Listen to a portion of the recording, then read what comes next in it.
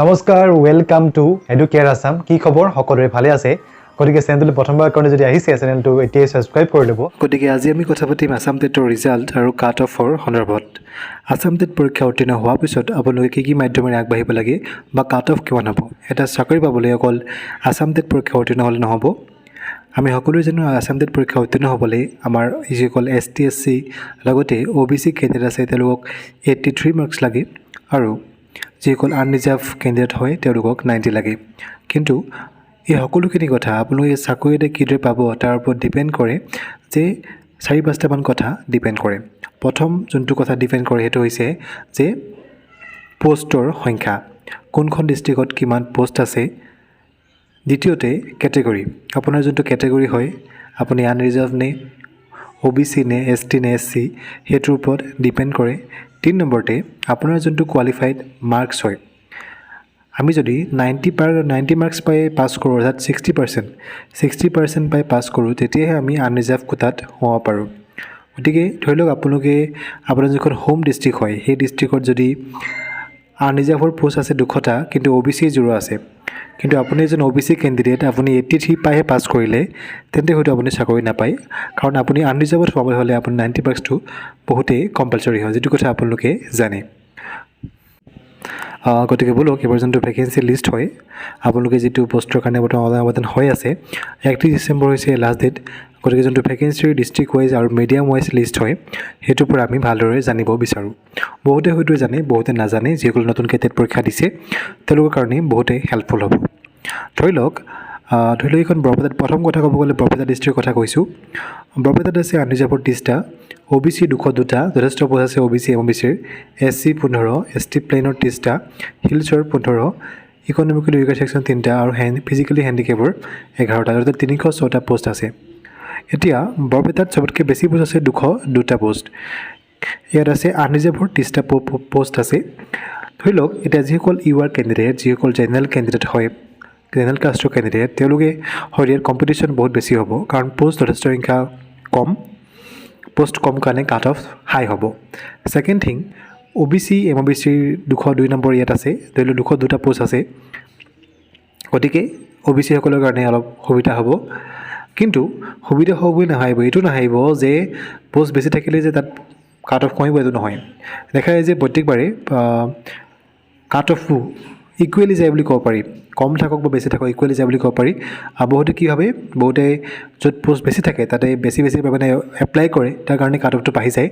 আৰু য'ত পোষ্ট কম থাকে তাত মধ্যমীয়াকৈ এপ্লাই কৰে এতিয়া যে কোৱালিফাইড মাৰ্কছটোৰ কথা কৈছিলোঁ এইটোৰ পৰা এইটো বুজিছোঁ ধৰি লওক আপুনি এজন OBC কেণ্ডিডেট আপোনাৰ কাষ্টটো OBC 84 বা 85 বা 89 পাই পাছ কৰে তেতিয়া আমি আনৰিজাৰ্ভত নাহোঁ ধৰি লওক আপুনি OBC কেণ্ডিডেট হয় OBC কেণ্ডিডেট যদি আপুনি 87 বা 83 পাই পাছ কৰিলে 90 মাৰ্কছ নাপালে বিল' 90 পাই পাছ কৰিলে তেন্তে আমি এখন ডিষ্ট্ৰিক্ট কৈছোঁ এইটো শিৱসাগৰ ধৰি লওক শিৱসাগৰত 256টা পোষ্ট আছে 256টা পোষ্ট আছে আনৰিজাৰ্ভৰ OBC 0 আছে আমি শিৱসাগৰত এপ্লাই কৰিব নোৱাৰিম কাৰণ আমি আনৰিজাৰ্ভত নোসোমাওঁ কাৰণ আমাৰ OBC পোষ্ট অলৰেডি 0 আছে যেহেতু আমি 90 মাৰ্কছ পাই পাছ কৰা নাই সেইকাৰণে আমি আনৰিজাৰ্ভ ইয়াত এপ্লাই কৰিব নোৱাৰিম এইটো হৈছে ডাঙৰ কথা আপোনালোকে হয়তো বুজিব পাৰিছে ঠিক সেইদৰে ধৰি লওক আপুনি SC কাষ্টৰ হয় SC কাষ্টৰ আপুনি 83 বা বিল' 90 87 85 পাই পাছ কৰিছে তেন্তে আমিও আনৰিজাৰ্ভত এপ্লাই কৰিব নোৱাৰিম আমি ST পোষ্টৰ সংখ্যা চাইহে য'ত SC পোষ্ট বেছি আছে তাতে আমি এপ্লাই কৰিব লাগিব কিন্তু যদিহে আমি টেটত 90+ পাওঁ তেন্তে আমি আনৰিজাৰ্ভত সোমাম নিজৰ কাষ্টতো সোমাম আনৰিজাৰ্ভতো সোমাম যিটো হৈছে আমাৰ কাৰণে বহুতেই ভাল খবৰ গতিকে বেছি দীঘলীয়া নকৰোঁ ইয়াৰ নেক্সট পাৰ্টত মই আৰু ভালকৈ বুজাম কাট অফৰ কথা ক'ব গ'লে আনৰিজাৰ্ভৰ ক্ষেত্ৰত যিসকলৰ 200+ আছে তেওঁলোক চিকিউৰ বুলি ক'ব পাৰিম